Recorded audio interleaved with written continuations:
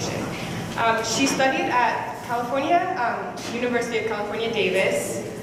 She's been, she has her own medical practice. And I think that that's important for us to see and to acknowledge that a powerful, beautiful Black woman is able to not only become a doctor, but to also open her own practice.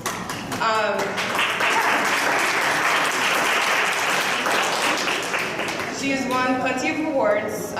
Some just start with her membership in Trademark Women of Distinction. She was a selected member, and they stated that she had will and believed in herself and made history. And that was awarded to her in 2017. She's also gotten degrees as America's Best Physician of 2017. She's had a Certificate of Long-Term AAFP Membership Award and Physician's Recognition Award. That's just a couple to name the many, many awards that she's done for her work. She's also a part of several professional society memberships, some of which include American Academy of Family Physicians, which she is still a part of today, California Academy of Family Physicians, not just American physicians, and also California Medical Association. She's also very well known for her ministry work. That's a big part of who she is.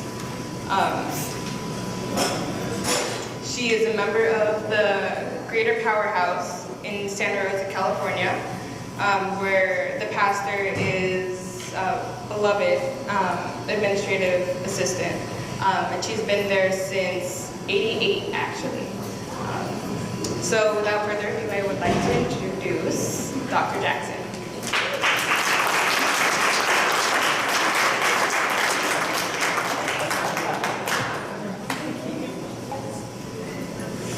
Greetings. It is certainly a great honor to be with you on this evening here at Napa Valley College. And I have been living in Santa Rosa for the past 25, 26 years. And I've only been to Napa a few times, but this is one beautiful city. And so I'm delighted for this opportunity to come to this beautiful city and to this wonderful institution of education, and in particular, to talk to you this evening, those of you participating in this wonderful program, the Umoja program. What a wonderful vision. Whoever are the visionaries that started this program 10 years ago, we celebrate them. Why don't we give them a hand of applause? Whoever it is put together this wonderful idea. One of the persons that spoke a moment ago talked about family, and certainly anything that engenders unity and oneness, family in the culture in which we live, where things are very fragmented, that's something of great value, because we do need each other. And so it is a pleasure. Thank you for the invitation, and we celebrate the current leadership as well.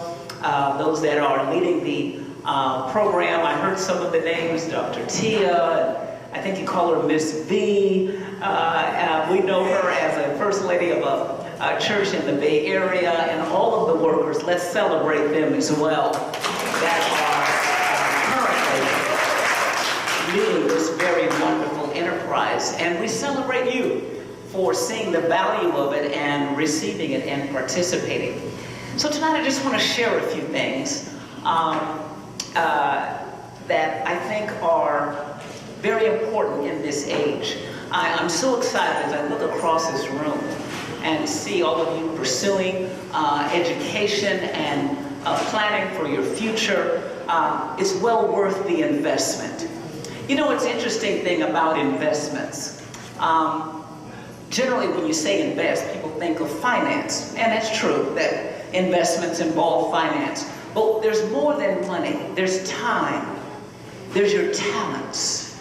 There's your energy, your influence. All of those are things that we invest as well.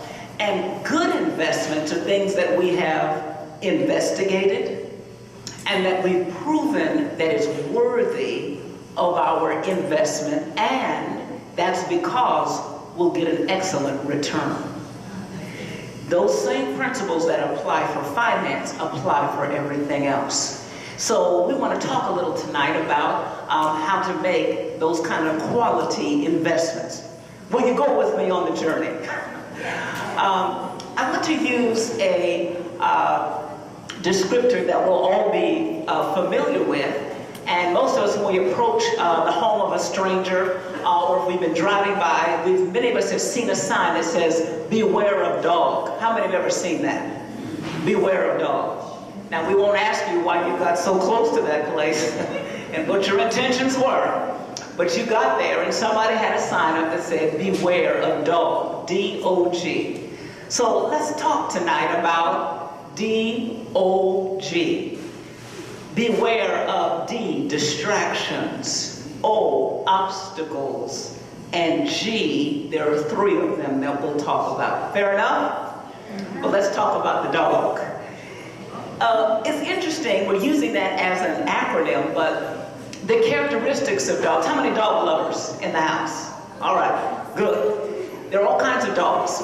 There are dogs that make excellent companions, that are very lovable, you know, the lav, and then there are much smaller dogs that make, for now, professionally, people have them as support animals. There are other dogs that make great service animals, little less on the engaging side, that will not be so involved with everyone that's around, but will follow the needs and pay attention to the needs of their pet parent, as people say. There are other dogs that are primarily for protection, the Akita, and other dogs, pit bulls, and some others that are much more aggressive. Then you have the shepherd, German shepherd, a little more balanced, protected, but are you with me? There are watchdogs and there are guard dogs. A guard dog makes a lot of noise to tell you that there's a problem, but they're not going to do anything about it. That's the dog that's just making the announcement. Then you've got the other dog that will protect you. So all kinds of dogs, right?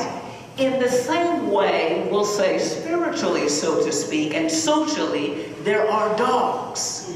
And they are also of all kinds. And some of them, we need to beware of them. You're on a journey, so let me tell you about some dogs to watch out for. First of all, in terms of letter D, distractions. Now, you're on a path, you're on a course, you're heading somewhere. Distractions are things that will draw you off of your course, off of your path altogether. Then there are obstacles that won't take you off the path, but they'll try to hinder you as you progress along. Then lastly, there are other things that won't try to pull you off your path like a distraction.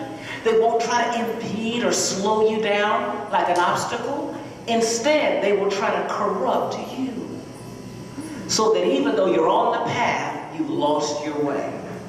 We need to look out for all 3 of those. Would you agree? Distractions are of many kinds, but let's talk about 2 of them. One of them that can be a distraction are the doubters in your life. All of us have some people who don't believe anything. There's some people that still don't believe that fat meat is greasy. Some people still don't believe that eating bacon for breakfast and having a ham sandwich for lunch and pork chops for dinner is going to affect their cholesterol. They don't believe the news reports. They don't believe the medical information. It's all a farce. Everything's a conspiracy. Some people still don't believe man's been to the moon. Right? Those kinds of people, the doubters, are in all of our lives. And there's some people that will doubt you. Don't worry about it. They're part of the dogs that you're going to watch out for. Stay the course. Then there are other people that don't have the intelligence to just doubt you. These are the detractors. They won't keep their doubts to themselves, but they will specifically remember more about your past instead of thinking about your future. And they like to remind you of what you used to be and what you used to do. And because of your past, what won't happen in your future, they're wrong. Don't worry, that's just a dog. Then there are obstacles. These are the things that are going to try to slow you down as you're on your way. Number 1 is fear. fear. Now, there is a healthy fear. If there should be a cobra that is near you, and its head is raised and is poised, and then it draws its head back, you probably should move out of the way. That's a healthy fear. But when it comes to pursuing your goals and your dreams, your purposes, your academic successes, watch out for fear. That one can slow you down. Fear is a thing that we don't deny that it exists. We look it in the face and say, but I have something that's greater than you, and that's called determination. And we keep on going. Here's another obstacle, and that obstacle is excuse making. Can we talk about that? Some people make excuses. They used to have a saying that says, practice makes what? Some people practice making excuses so well they can excuse almost anything. But if we're going to stay the course and achieve our goals, we cannot allow ourselves to become expert excuse makers. When we find that we've come short, we own it, we deal with it, and we move ahead. If we allow ourselves to become excuse makers, we'll miss 3 P's, which is that we always need to plan, we need to prepare, and then we persevere. We have to first have a plan. What do I want to do? Then I've got to prepare. I've got to gather up the things that I need in order to fulfill my plan. And then once I've started, I've got to persevere. I've got to stay with it. The 3 P's: plan, prepare, and persevere. Those will overthrow the excuse-making, which can become quite an obstacle. Watch out for the dogs. Then we come to the letter G, and there are 3 G's. There's getting, going, and growing. Now, we have to watch out for these G's because we said the distractions will get us off the path. We said obstacles will slow us down. But the G's are the worst of all because they will degrade who we are. And even though we'll look like we're progressing well on our path, we will have lost ourselves somewhere along the way. What are the 3 G's? The first one is getting enamored, falling in love with the praises of people. We all like somebody to say something nice about us. We all want to be praised, we want to be complimented. That's good. But we can't let ourselves fall in love with the praises of people because people change and people have varying motives. And what might be said as a praise is really a flattery, which is a artificially inflated positivity, but it's not real. And they have another motive. So we cannot let ourselves become handcuffed and caught up in what people say. Are you with me? We have to watch that dog. If we allow ourselves to fall in love with the praises of people, we'll do what the people are praising us in and let that lead us rather than staying with the original path. Watch that dog. Here's another one. Not only getting, but the other one is growing. Going after wealth with a fervor it doesn't deserve. Going after wealth with a fervor it doesn't deserve. How many here want to be broke?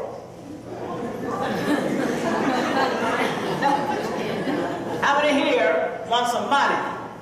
Amen. And how many are too shy to say anything? That's everybody else. You need some money. You need money to do things. To make it's a medium of exchange. It's the tool to accomplish things, not something to be in love with. We don't fall in love with money. We use money as a tool to accomplish our goals.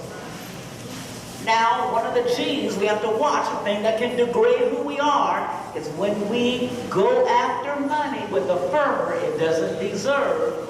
We can fall in love with the pursuit of wealth and material goods, and that will degrade who we are.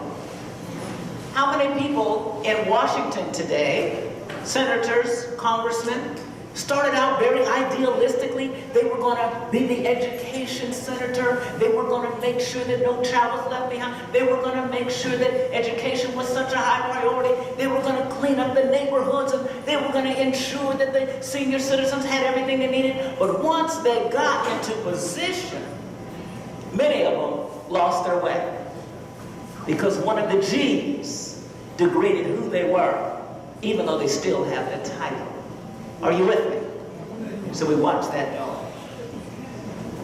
So G, allowing ourselves to get enamored with the praises of people. Watch that one. Number 2G is going after wealth with the fervor it doesn't deserve. The other part of that is sometimes as we're pursuing our goals and achieving and we're accomplishing and we're moving along, we have to remember the poor. Remember the misfortunate. Remember those that didn't have the same opportunities that we did. That's one of the great things that helps to guard our heart, to keep it pure. Remember those that are less fortunate. When we remember the poor, it helps us keep our perspective. We must watch against the dog of going after wealth with a fervor it does not deserve. Then the last of the G's is growing lax in our principles and in our standards and falling into compromise. That's the last G, and that's a bad G. Help me say that's a bad G. It's a bad G.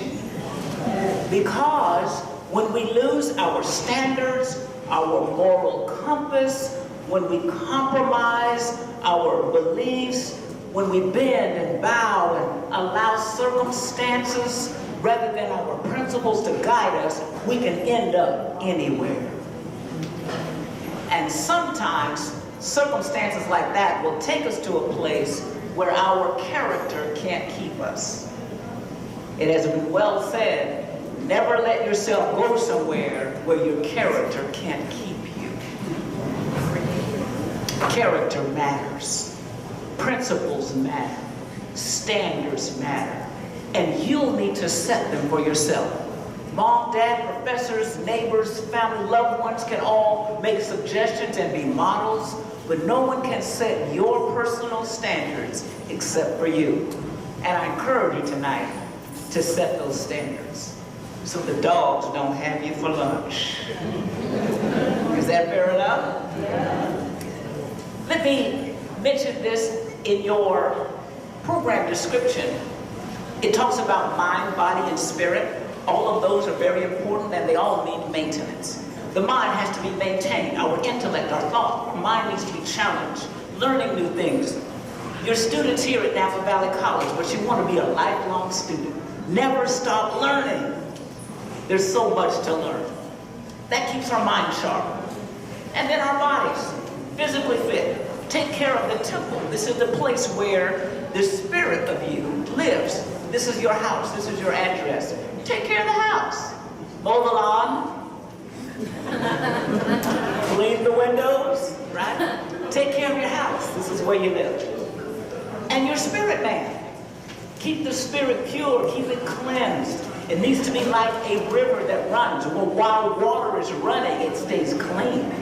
When water is stagnant, algae, frogs, mosquitoes, you don't want your spirit full of algae, frogs, and mosquitoes.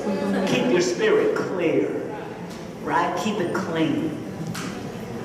I must tell you about the most influential person in my life. Jesus Christ says, what does it profit a man? Very powerful question. What does it profit a person if they gain the entire world?